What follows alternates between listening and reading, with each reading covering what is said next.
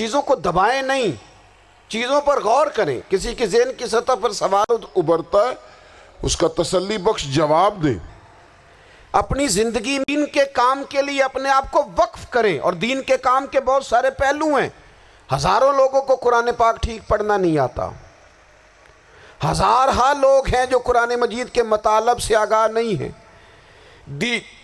دین کی بنیادی ضروریات سے لوگ نابلد ہیں. میں آپ کو کس طرح یہ بات سمجھاؤں کہ ہمیں طلاقیں اس لیے ہوتی ہیں کہ مردوں کو طلاق کے مسئلے نہیں آتے.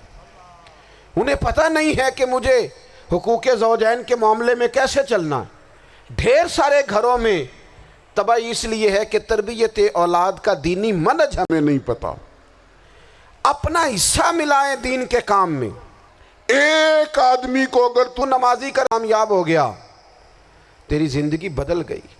وہ دین بیزار لوگ جو ہمارے بیچ بیٹھ کے ہماری نوجوان نسل کو پگڑی اور داڑھی کا نام لے کے بنیادی طور پر دین سے دور کرتے ہیں، ایسے نوجوانوں کو دین کا پیغام محبت دے کر دین کے قریب کرنا ہماری ڈیوٹیوں کا حصہ ہے.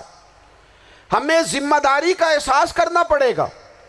ہمیں یہ خاص قدم اٹھانا پڑے گا، توجہ دینی پڑے گی. مساجد، مدارس، میں آپ سے عرض کروں اتنی ڈٹ کے مخالفت ہوتی ہے نا مدرسوں کی، اتنی ڈٹ کے چلاتا ہوں. اس کے چلانے میں جو مشکلات ہیں وہ تو ہم بتا نہیں سکتے آپ کو، اس لیے کہ میری قوم، میرا اس قوم سے تعلق ہے جو نعت خواں امیر کرنا چاہتی ہے، مدرسے نہیں. ہاں نقیب خطیب پیدا کرنا چاہتی ہے، شعر و شاعری کی زندگی کو پروان چڑھانا چاہتی ہے. فقط ہمارا ان لوگوں سے تعلق ہے جو لاکھوں کروڑوں روپیہ محافل پہ لگائیں گے. اور قاری صاحب بیچارے اگر مسجد کا کوئی ہونے والا کام کسی وقت بتا دیں گے تو وہ بڑی مشکل آ جائے گی ان کے لیے. یہ کیسے ہو سکتا ہے، آپ نے یہ ڈیوٹی بتا دی. مدارس اور جتنا اہم رول دین کو پھیلانے میں مدارس اسلامیہ کا ہے، اتنی زبردست.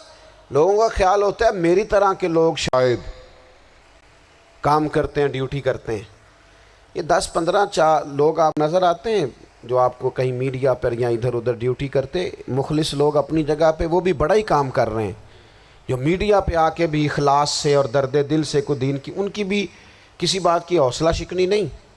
لیکن ہزارہا اساتذہ جو مدارس میں بیٹھ کے پڑھاتے ہیں، جنہوں نے وہ سارے لوگ تیار، آپ سمجھ نہیں سکتے کتنا بڑا کام.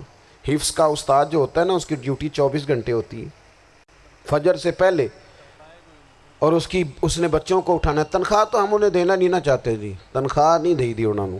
ہم بھی مولوی امیر نہ ہو جانا. مولوی نو تے سوٹ بھی 27ویں والی رات دے ہے تاکہ کدھر سوان کے عید والے دن پا نہ لوے، چونکہ 27ویں تو بعد تے درزی پھڑتا ہی کوئی نہیں.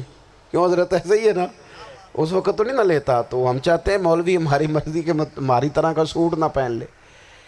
مدارس کی مضبوطی آپ یہ دیکھ لیں، یہ صلاح الدین ایوبی کا تعلق بھلا کس چیز سے تھا؟ غوث اعظم کے مدرسے سے. حضور غوث اعظم کے مریدوں کی جماعت اس کے ساتھ شامل تھی. کون لوگ تھے جنہوں نے مدارس سے فیض پایا؟ رازی اور غزالی، حضور غوث اعظم، خواجہ اجمیر، یہ سب لوگ مدارس کے لوگ ہیں. کمزوریاں ہیں، غلطیاں ہیں، بہت ساری چیزوں کی اصلاح کی ضرورت ہے، لیکن یہ دین کا بہت بڑا قلعہ ہوتا ہے مدرسہ. لیکن اس کی مخالفت کی جاتی ہے. مجھے بتائیے، اگر مدرسوں میں کمزوریاں ہیں تو کالجوں یونیورسٹیوں میں نہیں ہیں؟ ہم نے کبھی مخالفت کی ہے بند کر دو سارے؟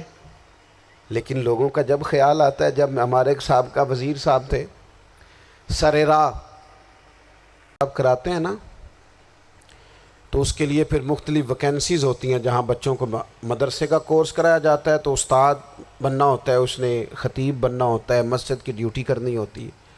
میں نے کہا بالکل کوئی حکومت سرپرستی نہیں کرتی، لیکن اللہ کا فضل ہے. کبھی آپ نے کوئی مسجد سنی ہے جس میں جمعے والے دن مولوی نہ ملا ہو جمعہ پڑھانے کے لیے؟ کبھی آپ کو رمضان میں ایسی مسجد ملی ہے جس میں قرآن مجید سنانے کے لیے حافظ نہ ملا ہو؟ یہ ہو سکتا ہے کسی حافظ کو مسجد نہ ملے. تو مدارس کے ذمے جو کام تھا مدارس نے جم کے کیا ہے اور ڈٹ کے کیا اللہ کے فضل سے. اور مدارس کے لوگوں کو بھی کمزور نہیں پڑنا چاہیے. کبھی کسی وزیر، مشیر، مالدار کے روب میں نہیں آنا چاہیے، قطعاً نہیں. کیوں؟ کہ یہ وہ عظیم لوگ ہیں رسول اللہ صلی اللہ علیہ وسلم کے دین کے غلام کہ ابھی ایک لفظ نہیں پڑھا ہوتا الف با تا سا، پہلے دن گھر سے نکلتے ہیں تو حضور فرماتے ہیں اللہ کے فرشتے ان کے پیروں کے نیچے پر بچھا بھی دیتے ہیں، پہلے دن اتنا بڑا اعزاز ملتا ہے۔ تو حضور کی محبت کا تقاضا ہے، دین کا کوئی کام کیا جائے۔ ایک خاتون مسجد نبوی شریف میں جھاڑو دیتی تھی پر کوئی کام تو کرتی تھی نا، اور کس مسجد میں؟ جہاں 70,000 فرشتے صبح آتے ہیں 70 شام آتے ہیں، اس مسجد میں وہ خاتون جھاڑو دیتی تھی۔ بخاری ہے، جب ان کا انتقال ہو گیا صحابہ نے سوچا کہ حضور کو تکلیف ہوگی، بغیر بتائے جنازہ پڑھ دیا۔ حضور صبح تشریف لائے، تازی قبر دیکھی، اور محبوب وہ ہیں جو فرش پہ کھڑے ہو کے عرش کی خبریں دیتے ہیں۔ نبی پاک علیہ الصلوۃ والسلام نے فرمایا کہ مجھے اطلاع کیوں نہیں دی اس کے انتقال کی؟ یہ کرم دیکھو، کوئی ڈیوٹی تو کرتی تھی نا یار، پر خلوص سے، پر پیار سے، پر اللہ کو راضی کرنے کے لیے، پر درد دل سے۔ اور دین کی ڈیوٹیاں کرنے والے دوستو سنو،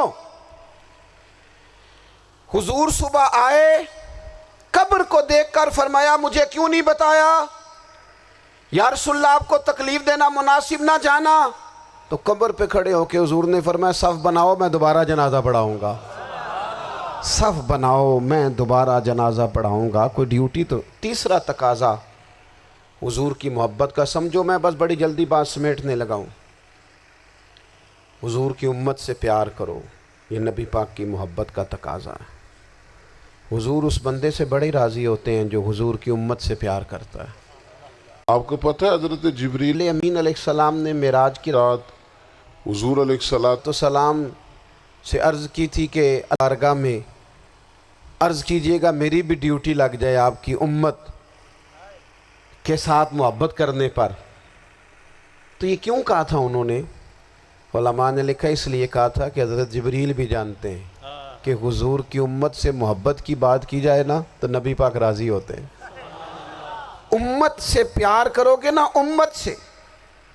ایک صرف بات کا خیال رکھنا، عقیدہ برا ہو تو بات دوسری ہے، ورنہ میرے محبوب کی امت کا ایک ایک شخص جو مدینے والے کا کلمہ پڑھتا ہے، جو حضور کا غلام ہے، اس کے بارے میں اپنے دل میں گنجائش رکھنا، پیار رکھنا، وارفتگی رکھنا۔ اور دوستو یہاں لوگ کس طرح گروہوں کو، جماعتوں کو سپورٹ کرتے ہیں۔ نبی پاک نے اس امت کی کثرت پر فخر بیان کیا، اور حضور فرمانے لگے 120 صفحہ ہیں، ان کے دکھ درد کو سمجھنا ہے۔ پتہ ہے آج کیا ہوتا ہے؟ آج ہمیں نا مختلف چھوٹے چھوٹے ملکوں میں بانٹ دیا گیا۔